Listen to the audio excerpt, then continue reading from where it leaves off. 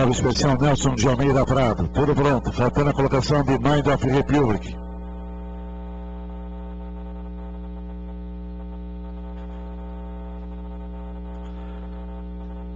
Vai chegar Mind of Republic, número 3.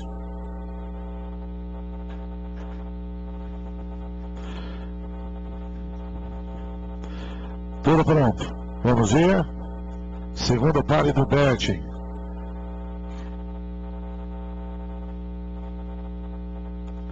Tareco Paquizum, Greek Ivan lá por fora. Atenção! Partida para o 7º páreo.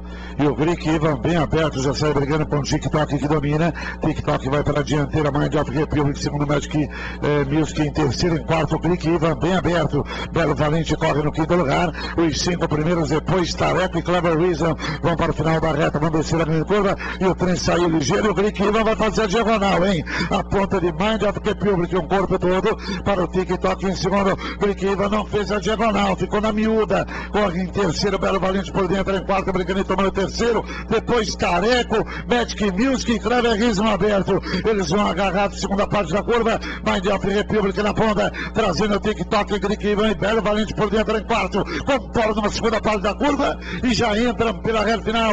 Mind of Republic na ponta, enquanto o TikTok vem pra cima dele. Belo Valente quer passar entre os dois, não tem espaço. Cruzaram os 400. Mind of Republic, Greek Ivan vem pelo lado de fora. Lá vem o Greek Ivan pelo lado de fora. Belo Valente agora achou espaço e o Greek Ivan dominou, veio pra ponta pro piloto Moema, vai tirando vantagem, meio corpo inteiro. Belo Valente engrenou por dentro, tomou a segunda e de passagem, veio pra ponta, Belo Valente, mas o Greek Ivan volta, vão passando pelo painel. Belo Valente, Greek Ivan, Belo Valente, Greek Ivan, cruza na faixa final, depois Tareco e TikTok. Tá aí o resultado. Eu acho que no galão ganhou o Greek Ivan. Mas vamos aguardar. Vamos ver. No galão trocado, acho que ganhou 9. Mas eu não fico no muro, né? E olha lá, perdi. Perdi.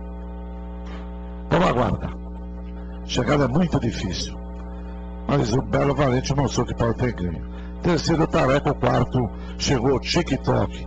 Depois, Mind of Republic, Magic Music e Clever Reason. Fernando e Lucas.